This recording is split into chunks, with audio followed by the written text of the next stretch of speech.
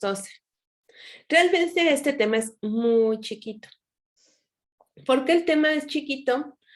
Porque la versión extendida la van a ver en envase y embalaje. Bueno, creo que se llama nada más envase la materia, y después hay otra que se llama embalaje, y después hay otra que se llama ingeniería del envase. Pero en envase tienen que ver toda la cuestión de etiquetado y su carga legal.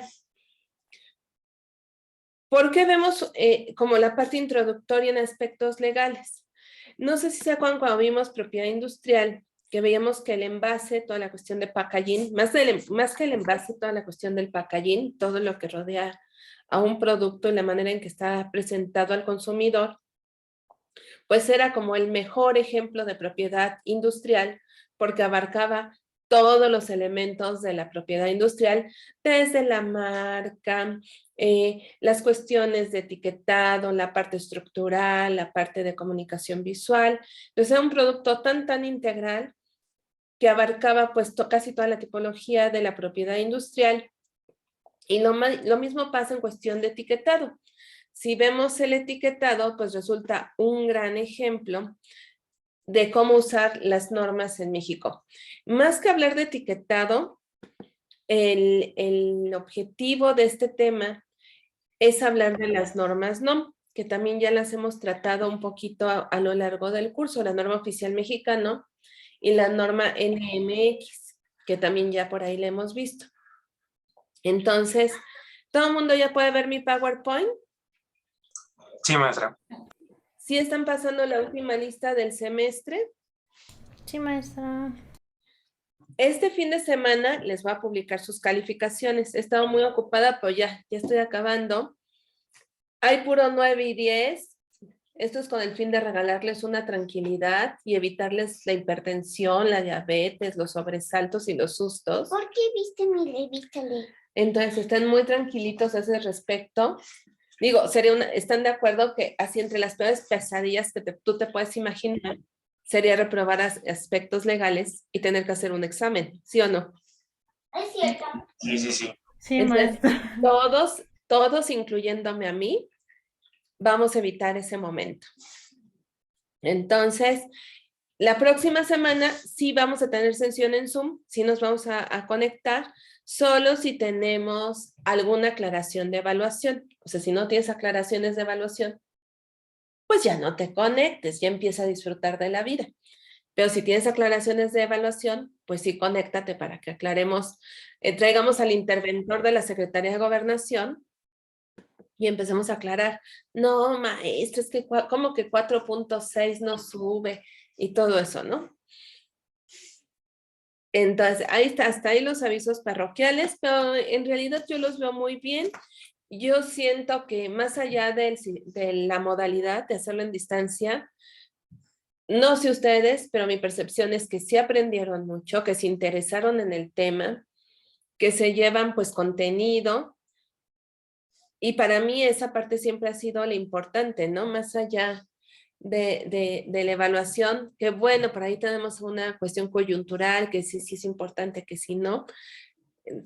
Depende mucho de los argumentos que tenga uno. Yo creo que finalmente el aprendizaje es lo que se debe priorizar, ¿no? En educación superior.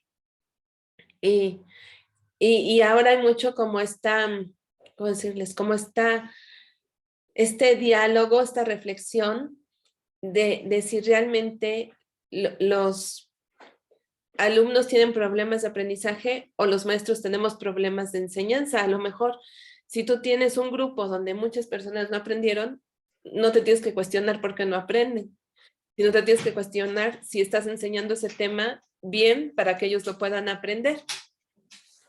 Y entonces, pues ustedes saben que también tengo esta formación en pedagogía, entonces reflexiono mucho sobre esto y yo digo, pues es que yo sí creo que mis alumnos aprenden.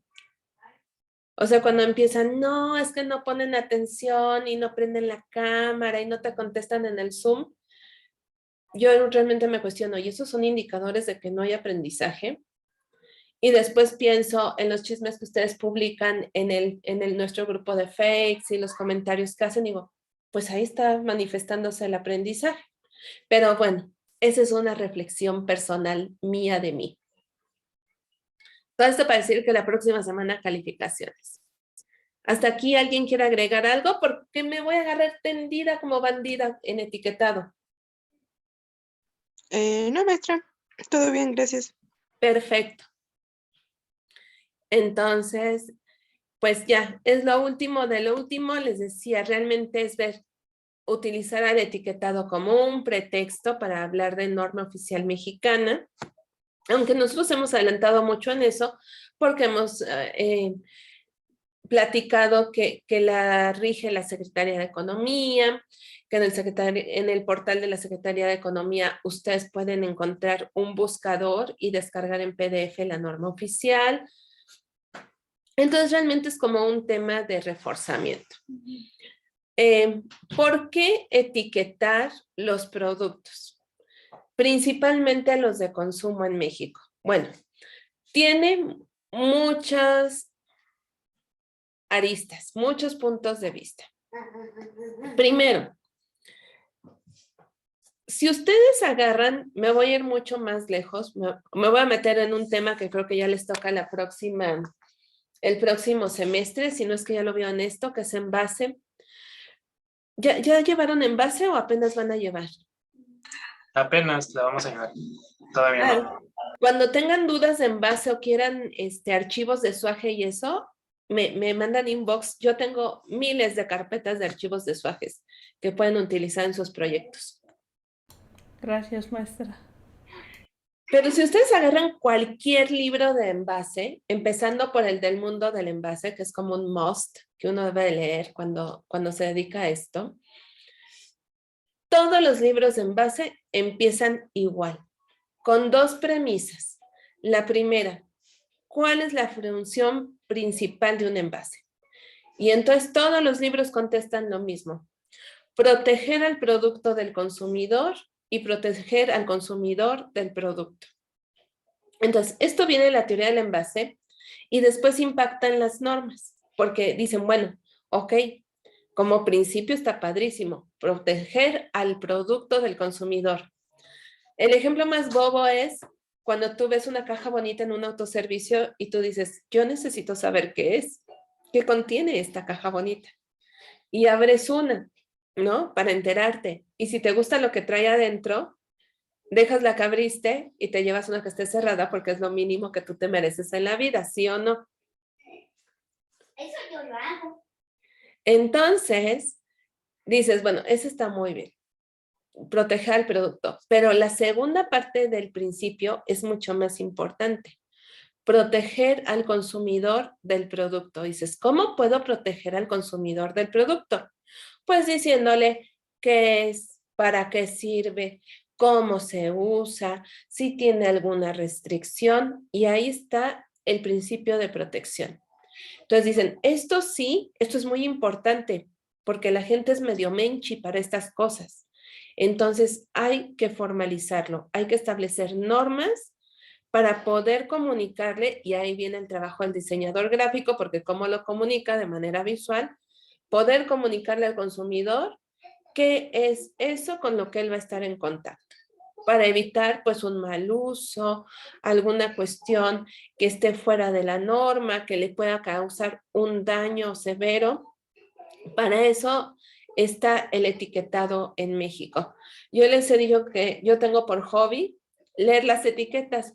Es un hobby tonto, pero la verdad es muy didáctico, porque encuentras información bastante interesante. No sé si les conté alguna vez que compré una secadora de pelo y decía en la caja, no meter a la ducha cuando esté encendida. Y yo decía, ¿quién diablos va a meter la secadora de pelo a la ducha? Pero estas frases de descargo existen por si sucede algún accidente, tú no puedes demandar a la compañía porque dice, yo te lo dije en la caja, tú que no la leíste. Entonces el balón queda de tu lado de la cancha. Entonces vamos a ver que toda esta cuestión legal del etiquetado tiene que ver muchísimo con la cuestión de comunicación visual en los productos y tiene que ver con el cumplimiento de normas que tratan de proteger a los consumidores de ciertas circunstancias o fenómenos que pueden pasar en relación al producto. Solamente los productos que cumplen con estas normas de etiquetado pueden ser comercializados en territorio mexicano. No sé si les ha pasado, sobre todo los que, si su mamá compra cosas así como en Superama o en Fresco, en uno de esos autoservicios que son más chiquitos, que compran unas galletas italianas, porque es la feria italiana en México, o ahora que está todo lo de Navidad, unos chocolates que vienen de otro país, y les pegan una etiqueta en español. Es por si el producto no cumple con toda la información que la norma mexicana solicita, pues ahí la integran, ¿no? Queda ahí como el pegoste de, sí, por cierto, aquí en México debe decir esto. Entonces, van a tratar de brindarle al consumidor la información más precisa y pues se puede decir más completa sobre su contenido y el uso. Vamos a ver que el tipo de información va a ir cambiando de acuerdo al tipo de producto que nosotros estemos etiquetando. Y podrían preguntarse, oiga maestra, ¿y esto qué conmigo? Yo soy diseñador gráfico. Pues fíjense que esta área de generar etiquetas para productos es un área donde para empezar debes de tener la cédula profesional. Porque como hay una carga legal, alguien se tiene que hacer responsable, la responsabilidad viene con la cédula. Y entonces debes también de conocer toda la normatividad para poder diseñar las etiquetas de los productos. Y aquí viene otra acotación muy interesante que vamos a hacer. Van a escuchar que digo etiqueta, etiquetado, pero no me refiero solamente a las etiquetas como esta concepción que tenemos de un papelito cuadrado pegado en algún lugar. El etiquetado se refiere a todo el código de comunicación visual en un producto. Entonces, cuando yo les diga etiqueta, me refiero a todos los elementos, sea que viene en un pedacito cuadrado o que rodea de manera integral al producto, que está pegada al producto o que está impresa directamente sobre ella. Todos esos elementos conforman una etiqueta. Ahorita vamos a hablar también de unas cuestiones bien interesantes sobre las etiquetas. Y entonces, cuando tú ves conformado todo este código visual que está integrado sobre un producto, pues se supone que es tan completa la información que te ayuda a tomar una buena decisión sobre el producto. Fíjense que todos los principios de etiquetado tienen que ver con algo con lo que sí ya los torturaron, que es con identidad gráfica, que tiene otro nombre su materia. ¿Cómo se llama? Cuando hacen un logotipo y todo. ¿Imagen corporativa? Imagen corporativa. Pero es que ya no se usa ese término, ya no decimos imagen corporativa, ahora decimos identidad gráfica, porque asumimos que es un concepto más amplio que abarca muchísimas más cosas que antes no se tomaban en cuenta. Cuando ustedes hacen su proyecto de identidad corporativa, hacen, por ejemplo, todo un capítulo, una sección, más bien no es un capítulo, es una sección donde ponen usos incorrectos. Entonces ponen en usos incorrectos no puede pasar esto, no puede pasar aquello, usos correctos sí puede pasar esto, sí puede pasar aquello, pero rara vez consideramos que a veces estos usos correctos e incorrectos delimitan el uso de la marca. Y por ejemplo, si yo en mis usos incorrectos en el manual de identidad gráfica puse que el logotipo nunca de los nunca puede ir en diagonal, acabo de bloquear y cancelar este uso sobre el packaging. Entonces, cuando yo hago un manual de identidad gráfica o desarrollo una identidad gráfica, debo de hacer un poco de prospectiva, es decir, mirar a futuro y pensar qué va a pasar si un día lo tengo que poner sobre un producto que es muy angosto o muy ancho o que es redondo, cómo se va a quedar ahí la imagen, logotipo o la marca. Entonces, desde que hacemos la identidad gráfica, estamos pensando cómo se puede trasladar al branding, cómo se puede trasladar al packaging. Por ahí, bueno, en Merca yo les paso muchos libros de branding y por ahí les paso unos de packaging, porque esa sí es literatura que le sirve mucho a uno para el trabajo. Cuando dices, híjole, ¿y ahora cómo vas a resolver esto? Bueno, ¿qué dicen los principios del branding? O si va a estar en un producto, ¿qué dicen los principios del packaging? Y entonces, vean cómo aquí se va como relacionando todo el conocimiento que van construyendo ustedes en su licenciatura, porque tú dices, tú no pensarías que lo que tú pusiste en un manual de identidad gráfica va a repercutir a la hora que tú hagas envase o a la hora que tú hagas gestión del branding dentro de la mercadotecnia. Y todo tiene que ver con todo. De hecho, por ejemplo, a mí me pasa mucho con cómics, que uno pensaría, ay, diseñar etiquetas para latas de pintura es muy fácil. Y tiene su grado de complejidad porque tienes que echarte el manual de imagen corporativa de cómics, que no es poca cosa, parece tesis, para ver que sí, que no, qué colores sí, porque hay colores que delimitan ciertas, por ejemplo, gamas de producto.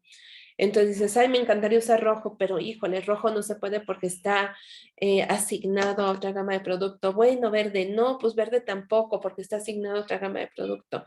Bueno, voy a poner una sala, híjole, ¿qué crees? Que precisamente en esta familia de producto que vas a diseñar, no están permitidas las fotos de salas. Entonces dices, bueno, entonces, ¿qué sí me van a dejar hacer? ¿No? Y entonces con lo poco que te deja hacer el manual, te vas y lo que tú vas a trasladar de branding a packaging, diseñas tu etiqueta para la lata de pintura. Entonces, a partir de estos ejemplos, podemos ubicar que las etiquetas, que ya redefinimos lo que es una etiqueta, te sirve para identificar el producto y su fabricante, calificar la calidad del producto y por ejemplo, vamos a ir sumando ejemplos en cada uno de estos puntos que están en azul. Identificar al producto y el fabricante es desde referentes gráficos que se van volviendo institucionales para ciertos productos y sus familias, como las etiquetas de Coca-Cola, ¿no?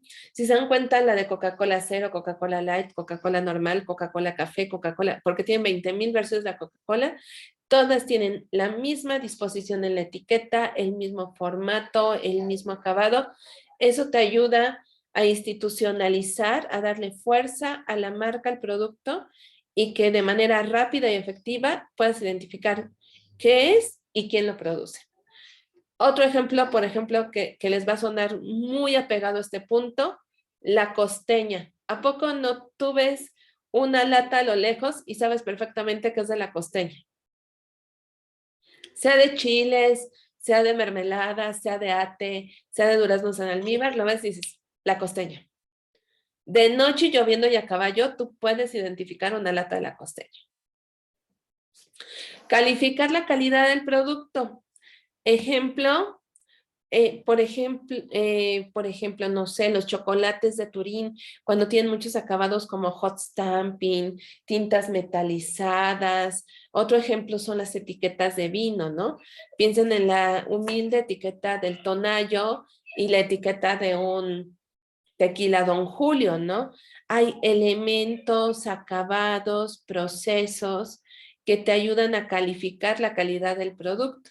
Bueno, si empezamos desde la botella del Tonayo, que es de plástico y que parece anforita, y trae su agarraderita para que no se te pierda, y después ves una botella de un tequila un poco, o de un destilado un poco más fino, esos referentes, esos rasgos físicos, te ayudan a ir identificando y calificando la calidad de los productos.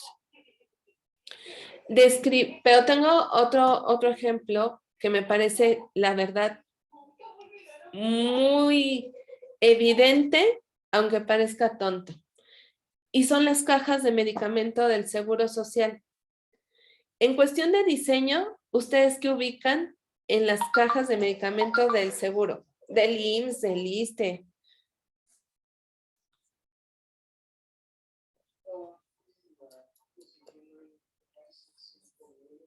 ¿A nadie lo han mandado por aspirinas al seguro? La tipografía. ¿A poco no o a sus abuelitos, a sus papás, porque ustedes son gente sana? Cuando te dan una caja de medicamento del Seguro Social, ¿a poco no piensas, no le podrían poner 2 pesos más de diseño? Sí, son un poco Dilo, Blanca. Carlita, dilo. Bueno, Veas, al simple. menos, al menos con mi abuelita luego es problemático porque luego te confundes, entonces tienes que escribir para qué son cada una encima de las cajas. Bueno, eso yo hago. Cuando tienes como 50 cajas es como de este es para tal cosa, porque se parecen mucho. Sí, Siempre es blancas. blanco o como una raya de color o rayitas de color y ya. Sí, blancas, tipografía negra, rayitas de colores. Dices, órale con el diseñador, ¿no? No le echo cero ganas. Pero realmente es un tipo de diseño que tiene un fin muy específico. ¿Podrían ser más exquisitas? Sí. ¿Podrían ser más atractivas? Sí. ¿Eso incrementaría costos?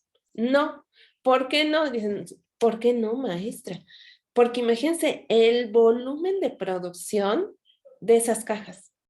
Han de imprimir millones y recuerden que a mayor volumen de producción los costos bajan.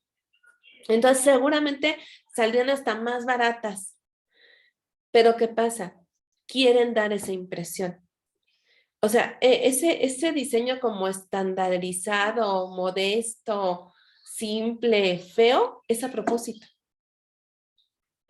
Para que entonces tú de manera inconsciente sitúes al producto en un nivel de calidad y en un nivel de uso. O sea, se diseñan de esa manera como para democratizar su uso y decir, ve, es tan básico que por eso se lo damos a los de clase media, media alta, baja, media baja, todos parejitos. Entonces, es a propósito que hacen ese tipo de diseño. Y tú sitúas al producto en, dicen, bueno, es tan simple que es identificable, pero ya Carlita nos dijo que no, que hay que anexar información. Calificas en cierta calidad el producto y después a partir ya cuando tienes una cultura respecto al mismo, pues puedes describir sus usos y para qué es y para qué sirve y de dónde proviene. Y finalmente, el caso contrario, que es promover el producto con un diseño atractivo. ¿Por qué? Porque tienes a partir de los principios, y eso sí apúntenlo, si no nos toca vernos en mercadotecnia, estudian mucho comprología, que es una nueva rama de la mercadotecnia. La comprología estudia los hábitos de consumo de las personas. Entonces, a partir de los principios de la comprología, te enseña o te dice cómo hacer a tus productos altamente competitivos para que puedan tener presencia en un mercado específico. Y si hablamos de aspectos competitivos en los productos, piensen, por ejemplo, en los cereales y en el pasillo de los cereales. Es que es como la feria de Listón, van todos. Hay cajas de cereal de todos los colores, hasta negras. Antes de esta nueva reforma a la ley, a la norma 051 de etiquetado, había todos los personajes superhéroes, animalitos, el señor que se veía raro de Quaker, una negrita, todos ahí también conviviendo. Entonces, era una competencia visual fuertísima. Y entonces los productos tenían que ir consolidando sus elementos de comunicación visual para ser competitivos en ese contexto y en ese entorno de consumo. ¿Dudas o comentarios hasta aquí? Yo sé que están cansaditos, pero no me dejen solita porque siquiera díganme sí, maestra, y yo digo, bueno, puedo seguir hablando porque todavía están aquí conmigo. Todo Sí, aquí bien. andamos, maestra. Ya con el cerebro hecho flan, pero siguen aquí conmigo.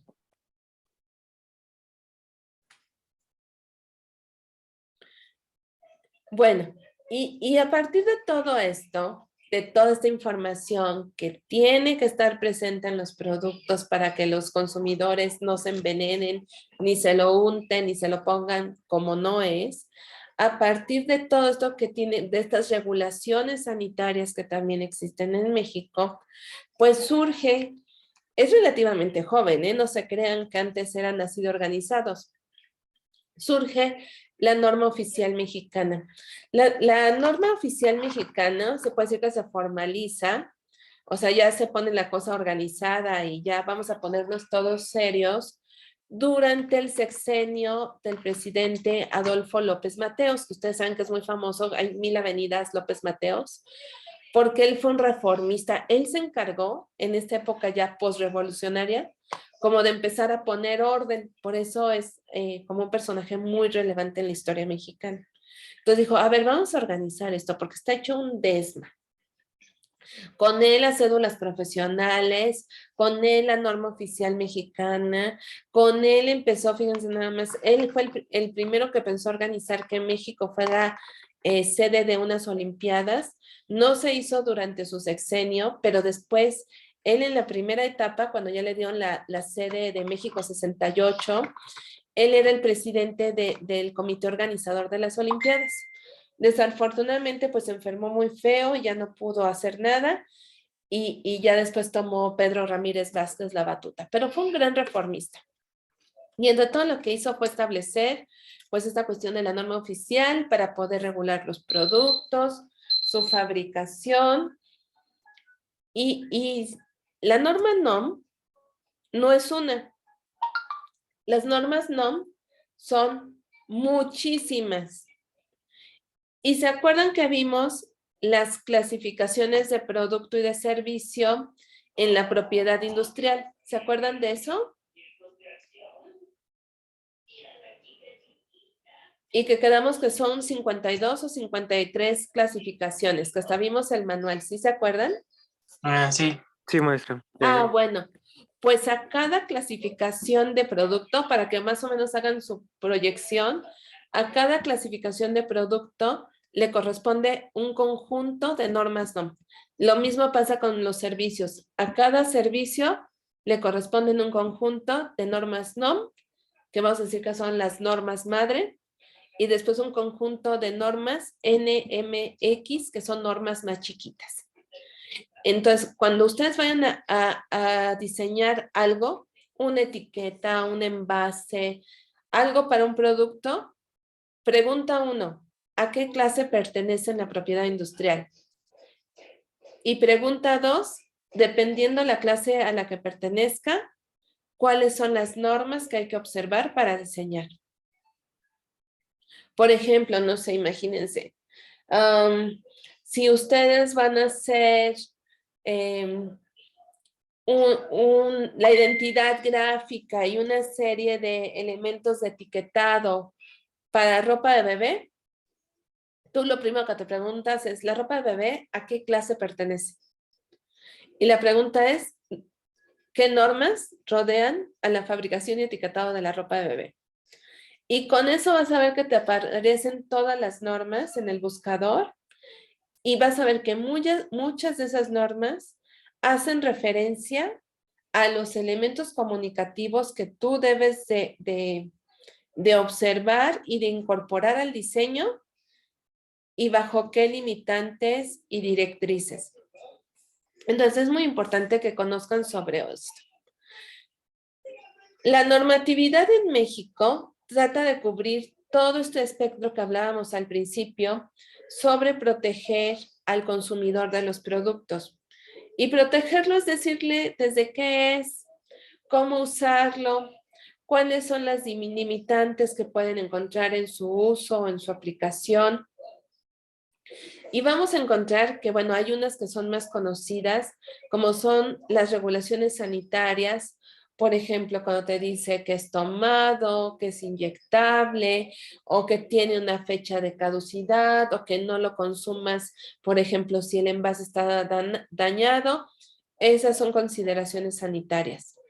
Fitosanitarias, como algunos casos que les contaba, etiquetas que tienen que ser impresas con tintas grado alimenticio o con papeles grado bacteriológico 0, o te dice, por ejemplo, si proviene de otro país, eso es una regulación fitosanitaria. Por ejemplo, yo el otro día compré de Maffer un sobrecito como de snacks, así de esos de frutos secos y semillas, y les digo que siempre estoy leyendo todo, y me moría de la risa porque decía algo así como, la nuez de la India puede ser proveniente del Brasil, los arándanos venían de Canadá, la piña deshidratada venía de Tailandia. O sea, mi sobrecito era un viaje por el mundo y estaba envasado en India.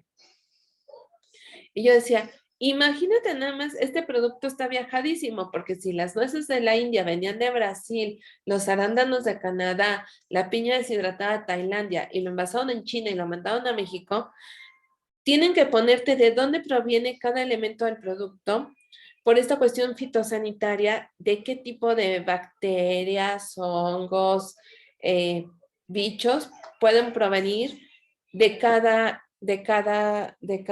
región, ¿no? De donde provenga el producto. Es como cuando tú, no sé, vas de paseo a algún lugar, llegas a la aduana y no te dejan pasar muchas cosas, ¿no? O cuando vas por carretera igual de paseo y ves que hay puestos de inspección fitosanitaria y no dejan pasar animalitos de un lugar a otro o plantitas de un lugar a otro para cubrir todas esas regulaciones.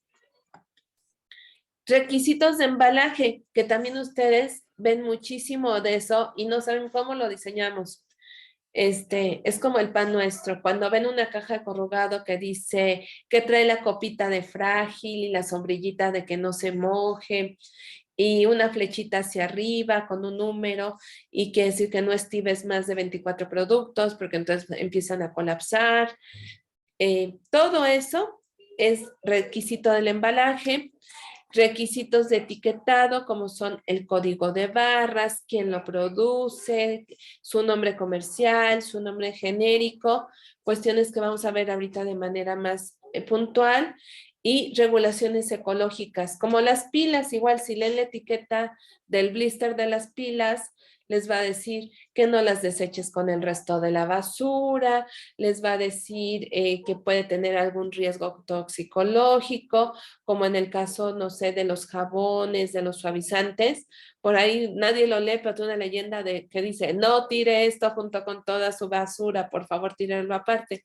Pero pues las personas rara vez, ¿no?, hacen caso a este tipo de indicaciones. Y entonces, les digo, vamos a encontrar esta información en todos los productos. ¿Qué va a variar? Pues dependiendo del tipo de producto, el tipo de información y, bien importante, dónde va a estar dispuesta. Y que va a tener que cumplir con ciertas directrices que provienen de dependencias en específico. Por ejemplo, no sé, muchos productos de comida para niños tienen regulaciones por parte de la Secretaría de Salud. Por ejemplo, cuando ustedes leen que dice, este producto puede que haya sido elaborado en maquinaria que tuvo contacto con soya, nueces, trigo y todo esto que causa alergias, esa indicación de que aparezca esa leyenda, esa frase de descargo, proviene de la Secretaría de Salud y seguramente está dentro de una norma. Y ya les había contado que dentro de la página de la Secretaría de Economía se van a meter por ahí a donde dice COFEPRIS y aquí va a venir el buscador de la norma mexicana. Aquí miren, dice inicio, marco jurídico, normas oficiales mexicanas, etiquetado. Ustedes ponen aquí, por ejemplo, no sé, si los dejaron diseñar una etiqueta para vino, ponen vino, etiqueta, impresión y les da todas las normas, les dice qué norma es, cómo se llama, qué temas toca, cuándo se publicó en el Diario Oficial de la Federación, cuándo entró en vigor y si se encuentra vigente, derogada, en revisión, en modificación. Y aquí en el link las pueden consultar o las pueden descargar para pues hacer su trabajo de manera más completa. Entonces, dependiendo la clase, recuerden que lo que manda es la clase, ustedes tienen que buscar a partir de campos semánticos cuáles son los temas o las normas que atañen a ese producto que ustedes van a diseñar. No sé si hasta aquí hay alguna duda. No, maestro. Déjenme correr a conectar a Miguel una actividad que tiene y ahorita seguimos. No se me vayan.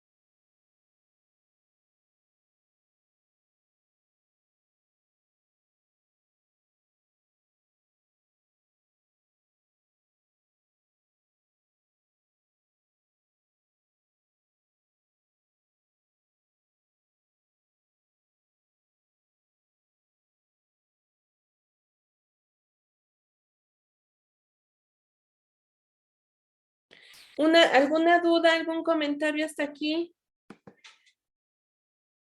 ¿Vamos No, bien? Sí, todo No, bien. maestra. Bueno, entonces ya nos queda claro el principio legal del etiquetado, que es algo que está normalizado, que está regulado por el gobierno a partir de varias de sus entidades, pero como eje rector la Secretaría de Economía. Y entonces, ¿cuál es el objetivo? Finalmente, el objetivo tiene que ver directamente con comunicación, con dejar claro un código y un mensaje dentro del producto en sí mismo. Yo les contaba que la etiqueta, que esta cuestión del etiquetado es un caso muy curioso.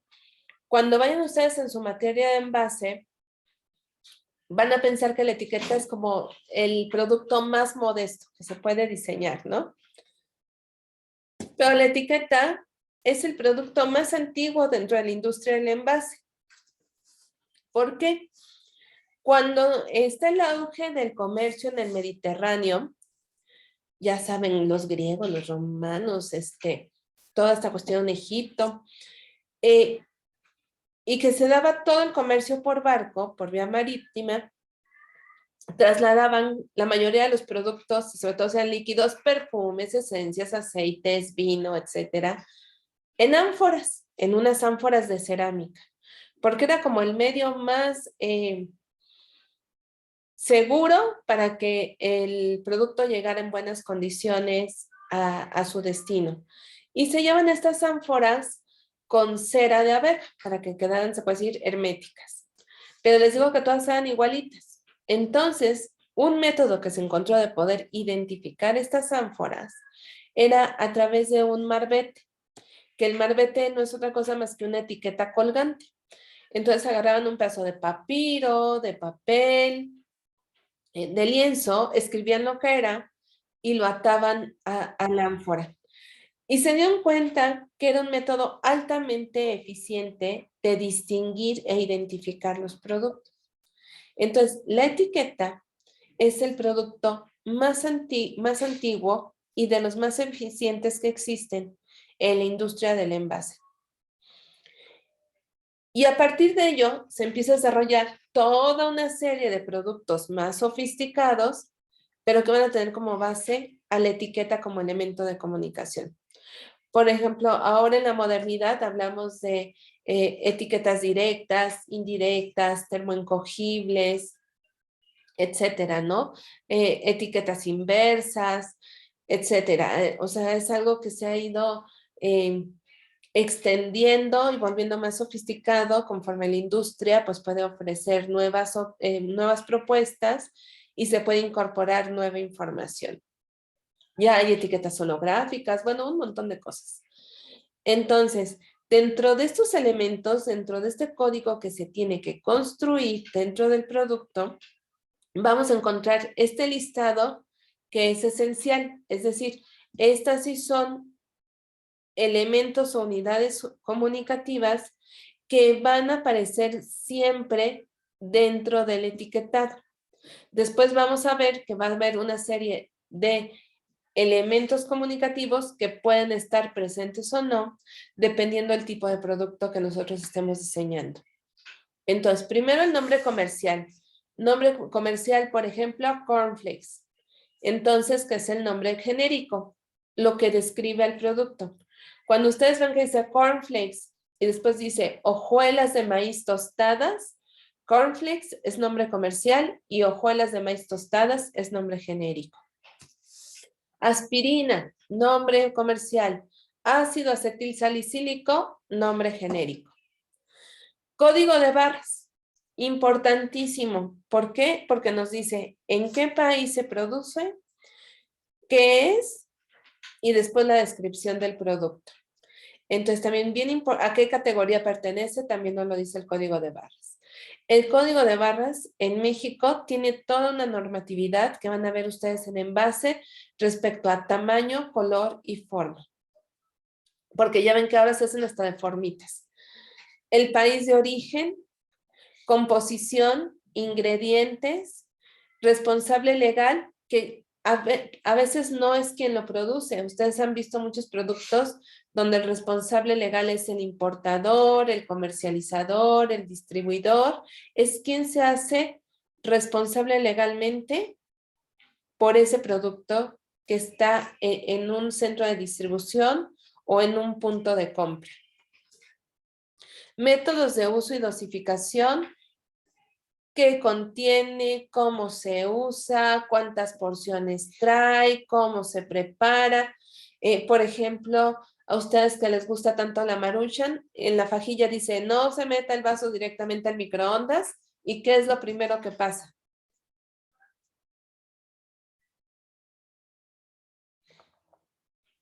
Le echan el agüita y lo meten al microondas. Alertas, por ejemplo, en caso de ingesta accidental, no provoque el vómito, o lave con agua abundante, o si está roto, no lo consuma. Esos son alertas. E indicaciones y contraindicaciones, como esto que les contaba, si provoca alergias, por ejemplo, yo hace poco compré una Fanta, bueno, no me acuerdo si una Fanta o una Mirinda, y nunca había leído que decía que era un producto que no estaba recomendado para niños por el tipo de colorante que tiene.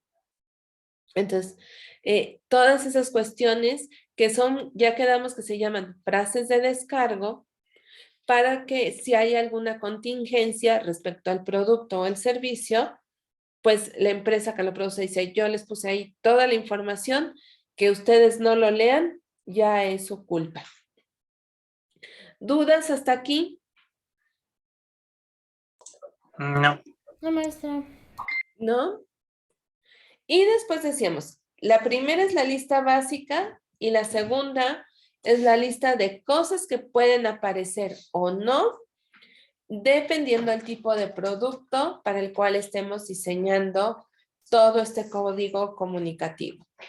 En el caso de los productos de consumo alimenticio, pues sí tiene que aparecer la tabla nutrimental, el número de dosis o de porciones que vienen dentro del producto, y ahí vamos a ver que hay una coyuntura, hay una discrepancia entre la tabla nutrimental y los sellos que aparecen en los productos, porque los sellos no consideran el número de dosis o el número de porciones que vienen contenidas en el producto, y que entonces puede que el producto no sea tan dañino como dicen los hexágonos. Variaciones sobre el producto, por ejemplo, cuando dice light, deslactosado, semientero, semidescremado, hay que indicar que es una variación que existe sobre un producto previo. Por ejemplo, muchas leches en chiquititito en algún lado dicen fórmula láctea. Eso es una variación sobre el producto. Registro ante la autoridad competente. Sí, tiene que ver con la Secretaría de Salud, con la Secretaría de Comercio, con la Secretaría de Agronomía.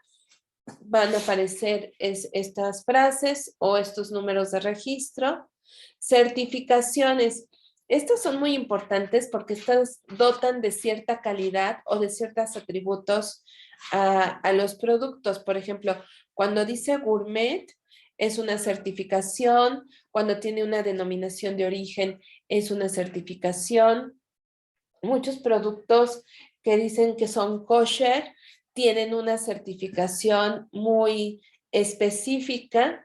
De hecho, para que tú puedas diseñar etiquetado para productos kosher, debes de certificarte kosher. Y eso lo haces estudiando con un rabino en una sinagoga.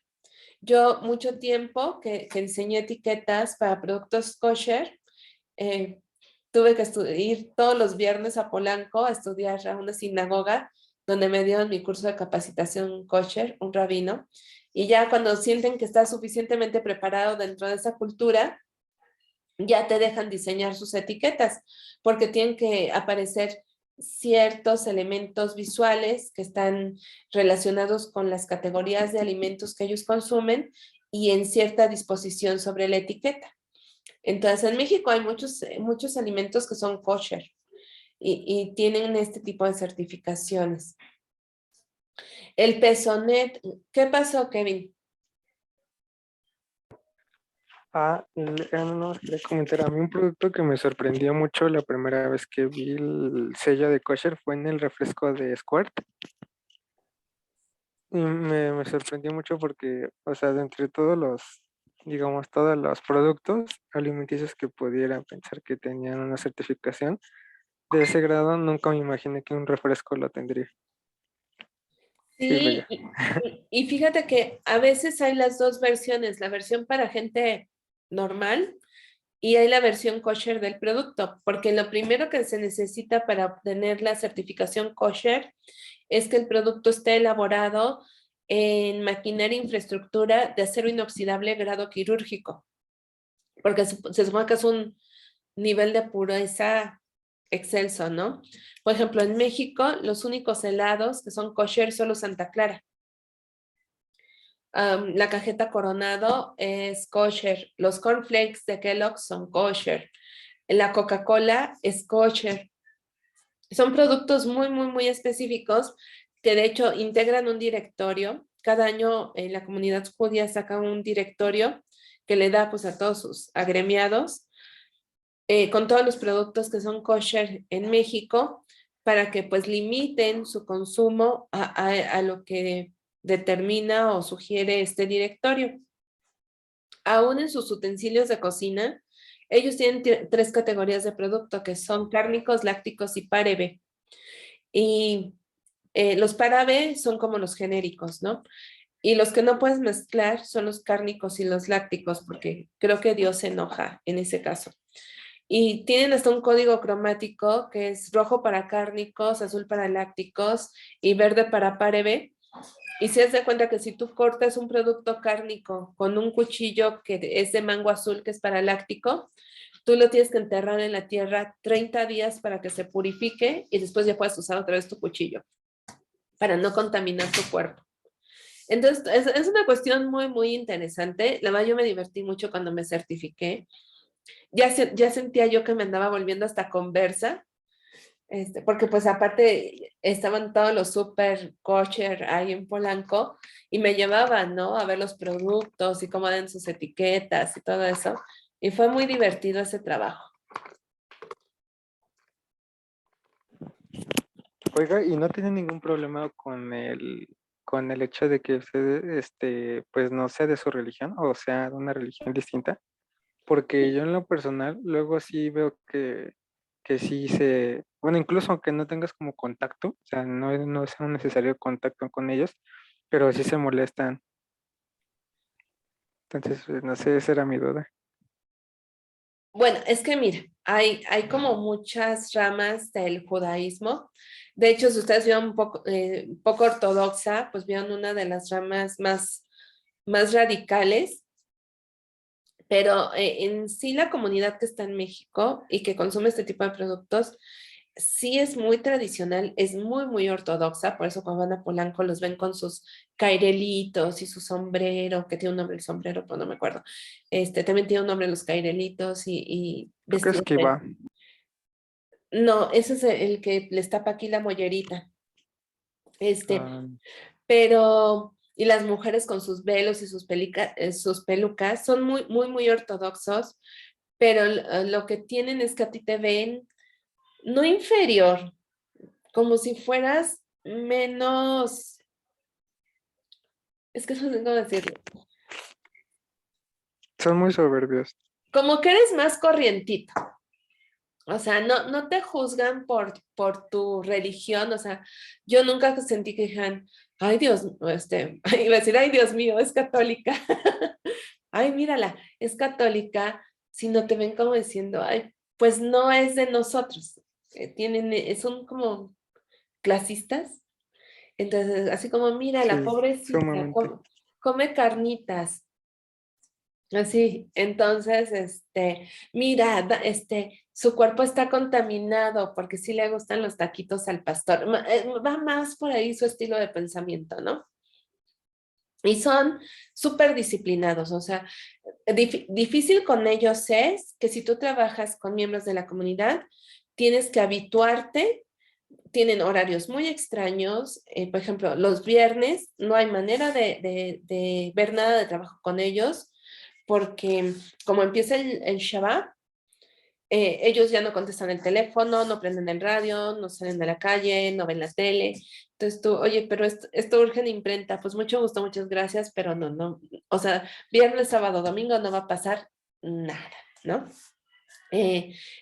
Sus horarios de trabajo también son muy distintos, ellos empiezan, no sé por qué, muy tarde es que ellos pueden estar empezando a trabajar 10, 11 de la mañana, pero te van a querer a ti que estés con todas las pilas 10, 11 de la noche. Entonces, esta cuestión es muy, es como complicado porque tienes que ser muy empático, o sea, el que tiene que ser como muy abierto a adaptarse eres tú que estás trabajando para ellos, pero para mí resultaba muy, muy, muy divertida.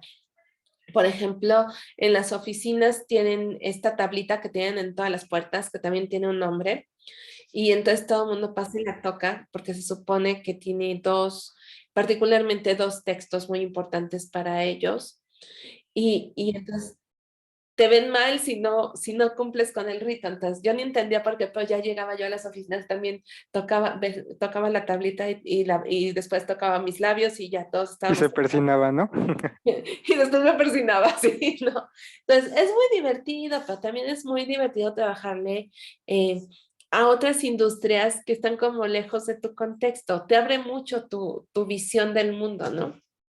Entonces, es igual cuando he trabajado certificaciones, por ejemplo, denominaciones de origen, eh, la gente es súper celosa de eso, o sea, la gente que tiene una denominación de origen la cuida muchísimo, muchísimo. Entonces, es gente que el que los complazca el diseño, que realmente les gusten las propuestas que tú les estás generando, híjole, es maratónico, ¿no? El trabajo que haces con ellos. Porque sienten que nada es suficiente para su denominación. Entonces, a mí es lo que me gusta de mi trabajo en este mundo del envase y del POP y del embalaje tipo display, el tener como esos retos de trabajar con esta gente que es tan complicada, ¿no? Pero ustedes van a ir encontrando su caminito en la vida profesional y van a ver que a veces uno quiere llorar y hacerse bolita y ya después te ríes y dices, no, es que estas aventuras me pasan solo a mí. Peso neto, cantidad de producto, volumen. Ustedes leen muchos productos que dicen contenido neto, masa drenada, para dar todas las indicaciones respecto al contenido del producto. Fecha de producción, caducidad, durabilidad, importantísimo, sobre todo cuando tiene un tiempo de vida acotado, el producto sí debe de aparecer en el etiquetado. Número de lote. El número de lote es súper importante porque te dice de dónde proviene. A veces pensamos nosotros que decimos Coca-Cola y todo lo produce FEMSA, ¿no? Y no, imagínense qué pesado sería, o por ejemplo la cerveza, y pensamos que se produce aquí en La Modelo, que conocemos por Río San Joaquín, ¿no? Y no, a veces tienen plantas en otros estados, en otros lugares de la República, y el lote nos ayuda a saber dónde se produjo, y bueno, esto va a saber si están respetando la fórmula, si están manteniendo ciertos niveles o parámetros de calidad. Por eso el lote es muy, muy, muy importante. Y los sellos o indicaciones de una norma de calidad, por ejemplo, cuando compran una pasta de dientes y trae un sellito por ahí que dice avalado por la Sociedad Mexicana de Odontología, avalado por la Sociedad Mexicana de Pediatría, avalado por el no sé qué, esos son indicadores de normas de calidad. Entonces, estos van a depender mucho del tipo de producto que ustedes estén diseñando. ¿Dudas sobre esto que acabamos de platicar? No, maestro. No, No, maestra. maestra. Y después, pues viene todo, ya que dijimos, bueno, todo esto es la información que tiene que contener la etiqueta, ahí nos pasamos entonces, ¿qué tipo de etiqueta estoy diseñando? Y la tipología de la etiqueta es amplísima, amplísima. Yo les recomiendo por ahí un libro que se llama Diseño de Envases, que es del INPE, del Instituto Mexicano de Profesionales del Envase y el Embalaje. A mí me gusta porque es un libro que está escrito por diseñadoras gráficas que se dedican al envase y entonces se dedicaron en este libro como a retomar todo lo que un diseñador debe de saber para diseñar envase y embalaje. Y es un libro que puede ¿Puedes parecer... repetir el nombre? Por Ah, favor. si quieren hasta les subo la foto. Se llama Diseño de Envase. Está editado por el INPE. Es verdecito en la portada. Y de verdad, o sea, es como una guía didáctica. ¿Qué tiene que hacer usted si usted va a diseñar un envase? Y los lleva paso por paso. También se podría llamar Diseño de Envases para Dummies. Pero como pues eso ya estaba ocupado, le pusieron diseño de envase. Y entonces vamos a encontrar que las etiquetas primero van a tener como dos grandes grupos. Las etiquetas van a ser informativas si contienen mucha información funcional. Mucha información que el consumidor debe de saber para ponerse en contacto con ese producto. O las etiquetas pueden ser persuasivas si contienen una carga muy importante de información persuasiva. Y entonces la etiqueta solamente está hecha para identificar el producto, para mostrar sus cualidades, virtudes, valores agregados, pero realmente no te da información respecto a lo que el producto es, cómo se usa, sino es simplemente promocional. Y una vez que situamos a nuestra etiqueta, si es informativa o si es persuasiva, va a haber una subclasificación de la etiqueta, donde vamos a ver que son obligatorias o no obligatorias. Es decir, si tienen que cumplir con una norma o no. Descriptivas, dependiendo de la carga comunicativa que tengan y si cumplen con ciertas normas, no. Promocionales, pues que son las más apegadas a las persuasivas, si están hechas simplemente para llamar la atención del consumidor. De marca, cuando están adheridas al producto. Una etiqueta de marca es como la de Levi's, que es esta como listoncito rojo que se sale del jeans, o cuando la traen en el borde de la playera, o en las de ropa de bebé que viene impresa sobre la misma prenda. Eso es una etiqueta de marca, cuando es parte del producto.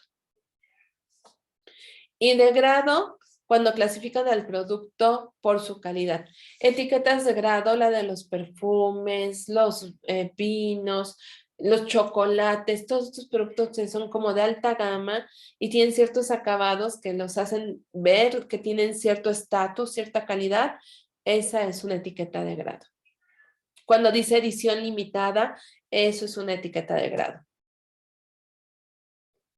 Y entonces tenemos en cuestión de etiquetado la norma 050, que podemos decir que es la norma madre, la que manda sobre todo el resto de las normas de etiquetado.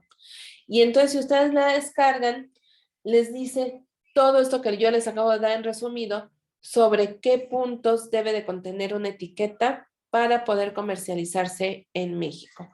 Por ejemplo, habla sobre la información en otros idiomas que no sean el español y cómo se debe de sustituir ciertos elementos de la etiqueta, cómo se deben de disponer ciertos elementos sobre la etiqueta, código de barras, nombre del fabricante, tabla nutrimental, todos estos aspectos básicos de diseño, ustedes los van a encontrar en la norma 050.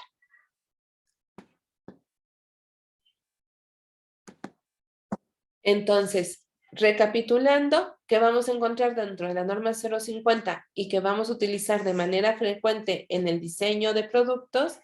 El nombre de la empresa, la denominación genérica del producto, el nombre comercial, el contenido, la fecha de caducidad o el lote, la información de la empresa, los ingredientes y condiciones de conservación, el código de barras, el país de origen, si hay advertencias de riesgo y bueno, a partir de la modificación de la norma 051, pues los sellotes que no nos gustan.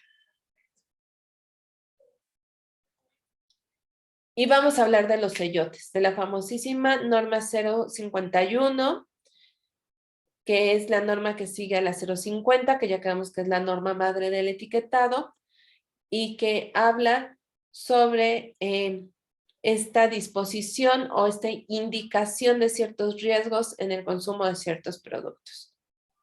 Ahora, aquí hay que aterrizar varios hechos. porque el chisme es largo. Esta norma no es mexicana. Esta norma, su origen está en Chile. Y en Chile tuvieron como esta iniciativa de marcar a los productos con estos sellos en zonas distintivas para evitar el consumo de ciertos productos que eran pues nocivos para la salud. De hecho, la tipología, la categoría de sellos en Chile es mucho más amplia que en México. Aquí solo tenemos 5 sellos, allá tienen como 16 o 18 sellos.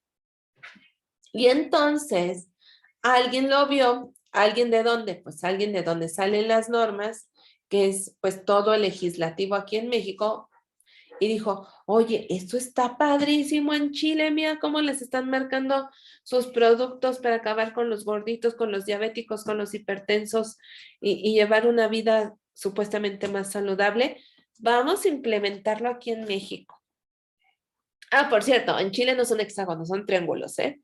Como en la señalización, que el triángulo indica alerta. Oye, está padrísimo, pero ¿cómo no lo traemos y que no piensen que no lo copiamos?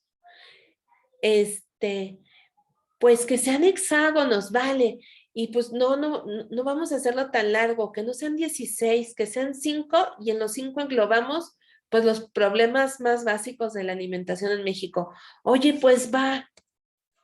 Y entonces lanzaron esta iniciativa de ley que aparte se tardó muchísimo, pero muchísimo en ser aprobada porque tenía más contras que pro, hasta que por fin lo lograron y fue una manera de distinguir ciertas cualidades nocivas en los productos.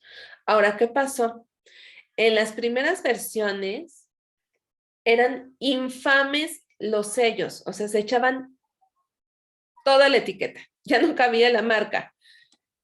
Y hubo ahí pues una inconformidad por parte de la industria en México y entonces se acordó que los sellos iban a ocupar un porcentaje del área de la etiqueta.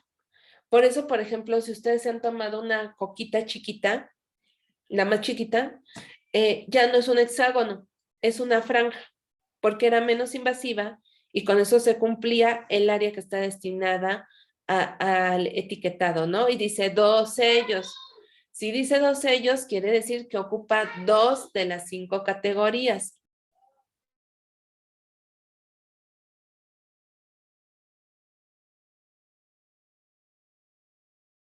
Déjenme ayudar con algo, amiga, y ahorita vengo.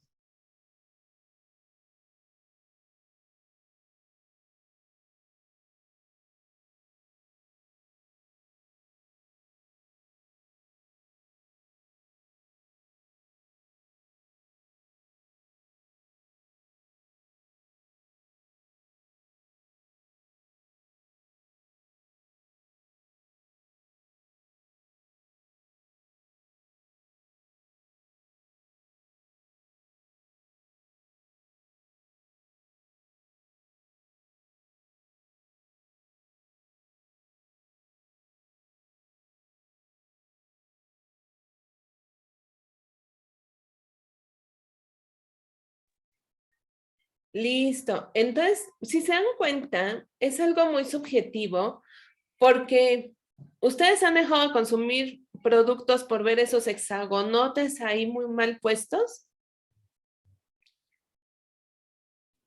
No. No, No. Para nada. Entonces realmente es demagogia. Es decir, que la parte que está legislando está haciendo su trabajo y está preocupada por la salud de todos nosotros, pero es una medida que realmente no ha tenido o no ha reportado resultados exitosos. Porque aparte la gente, en un proceso de sentido común, lo considero yo, hace obvias ciertas cosas. Por ejemplo, no, tengo un caso, les voy a enseñar.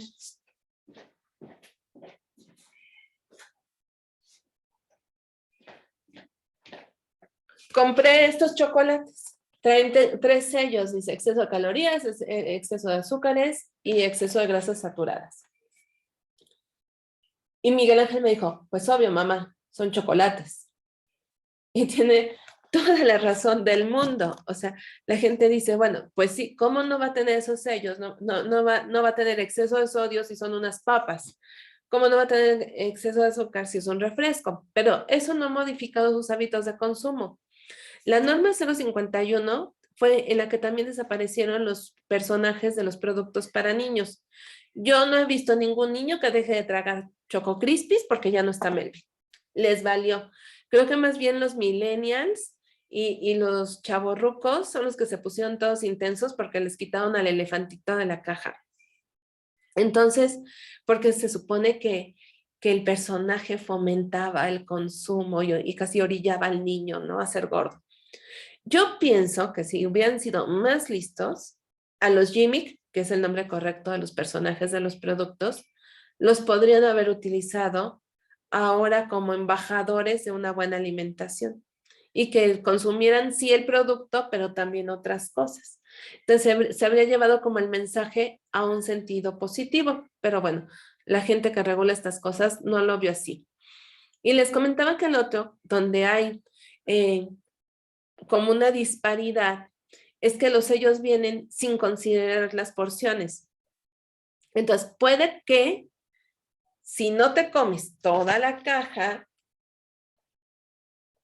y solo te comes uno, la porción, la ingesta, esté dentro de los parámetros calóricos o de consumo de ciertos elementos aptos para las personas.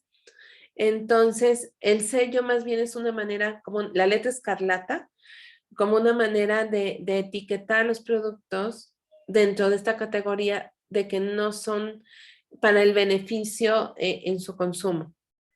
Y que hay productos, por ejemplo, cosas tan tontas como que una barra de granola tenga sellos y tenga los mismos sellos que una barra de chocolate. ¿Por qué? Porque están dentro de la misma clase, dentro de la misma categoría de producto. Entonces, por lo tanto, asumen que llevan el mismo tipo de sellos, cuando son 2 productos totalmente distintos. Entonces, todavía ahí hay que llevar a cabo ajustes sobre la norma.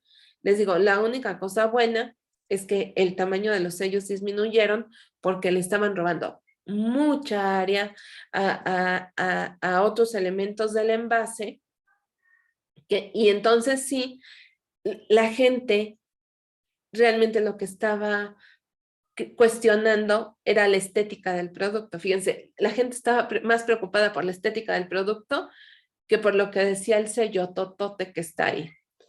Algo que mande. De hecho, las primeras envases que salieron con esos sellitos fueron como que aparte, ¿no? Los pegaron todos Ah, sí. y ya después, con un tiempecito, ya los empezaron a adaptar en gigante y ya luego los hicieron chiquitos. Pero luego es chistoso ver que dice Coca-Cola bajo en grasa, digo, bajo en azúcar y dice exceso de azúcares, ¿no? Su sellito. Y sus 2 sellos. Ah, sí, claro. Ajá. Pero Una también joya. habían hecho eso de los Jimmys, como por ejemplo Melvin hacía deporte, ¿no? O el tigre, ¿no? Pancho Hacían deporte y Pantera. decían, deporte, y consumían eso, ¿no? Pero estás haciendo deporte, ¿no? Entonces te disculpas ahí, ¿no? Pues te digo, finalmente los niños no tenían ese vínculo. Les dio igual, les valió. La gente grande es la que estaba muy intensa con eso. Y ya ves que el que se ha querido defender, pues es el osito Bimbo, En las servilletas. en las servilletas, porque aparte el gran argumento del osito Bimbo es que es un producto de consumo diario, o sea, está en la canasta básica. Entonces, como que él se cuece aparte. Y pues ahí tienen su lucha, ¿no? Que realmente digo, es demagogia, es como, no sé si han visto una gran película que habla sobre esto, es de mis películas favoritas, que se llama Gracias por fumar. Es del tipo, es un güero, ¿no? Que defiende los cigarros. Y creo que la vimos en habilidades interpersonales, ¿no, Carlita? ¿Tú no llevaste habilidades conmigo? Creo que sí la vimos, porque recuerdo haberla visto, pero no sé en dónde. Sí, es que en habilidades interpersonales, cuando vemos el tema de comunicación efectiva, vemos esa peli. Véanla. de verdad es una gran reflexión sobre cómo la industria todo el tiempo está en disputa con el gobierno. Y aunque sucede en el contexto de Estados Unidos, tiene tanto que ver con lo que pasa aquí. Entonces, ahora que ya van a salir de vacaciones y van a tener mucho tiempo libre, vean esa de Gracias por Fumar. ¿Alguien más quiere comentar algo?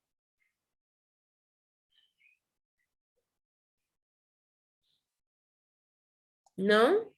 No, maestra. Pues con esto, un gran aplauso. Acabamos el temario completo. No debemos ni un tema de aspectos legales. Y como les comentaba, vimos del tema 1 al tema último. Y este fin de semana les dejo sus calificaciones. Como siempre se las publico ahí en el grupo de Facebook. Y solo que tengan pues alguna cuestión de aclaración, nos conectamos el viernes. Vamos a estar conectados como de 11 a 12 para aclaraciones. Y pues yo espero que tengan un muy buen cierre de semestre. Son muy buenos niños, los conozco ya de toda la vida. Los conozco desde que estaban así, chiquitos, bebés de tercero. Y me dio mucho gusto trabajar con ustedes, de verdad. Disfruté mucho la clase, me encanta echar chisme con ustedes. Los espero en Merca, no se hagan, o en gestión del diseño, no se hagan. No le saquen la vuelta. Y pues ojalá tengan un muy buen cierre de semestre. Échenle ganas, ya faltan nomás unos días. Ya es bien poquito lo que hay que sufrir y padecer. Y pues ya saben que como siempre, si yo les puedo servir en algo, aquí me tienen. Parezco call center toda la vida. Si usted tiene problemas de envase y embalaje, marque el 1. Si usted tiene problemas en mercadotecnia, marque el 2. Si usted quiere saber algo de la industria editorial, marque el 3 y así no la llevamos. Entonces, Muchísimas gracias, profesora. ya saben que el método más fácil para encontrarme es por Messenger. Es como que la vía rápida. No usen el correo porque ya el correo ni lo checo, pero por Messenger o en Facebook me encuentran rapidísimo y pues saben que los quiero mucho y aquí me tienen. Igualmente, maestra, la apreciamos demasiado. Y sí, seguramente nos estaremos viendo en las demás clases. Gracias por todo. Sí, en Merca echamos muy buen chisme, de verdad. Es mejor chisme el de Merca porque nos destrozamos campañas completas que el de aspectos legales. Pues ya si estuvo bueno, sí. Esperemos que sí, maestra. Muchas gracias, profesora. Bueno, pues entonces nos vemos la próxima semana y puro 10. Y no coman Así cosas será. que tengan sellos. No se preocupe, maestra, se lo quito primero. Ya no hay cosas sin sellos, maestra, pero vale, está bien. Es como lo mismo, es como cuando pusieron la rata y el fetito en los cigarros, pues a todo el mundo le valió. Pero bueno, dicen que es una manera de concientizar a la gente. Vamos a creerles que sí. Pues ya pueden ir a recreo o vayan a terminar sus proyectos que van a entregar en estos días. Ay, sí. Y ya sé, mucha tarea. Y por aquí nos vemos. Que tengan muy bonito fin de semana. Igualmente, maestra, bonito día. Gracias, maestra, igualmente. Cuídense mucho. Gracias, profesora. Gracias. Bye. Gracias, maestra.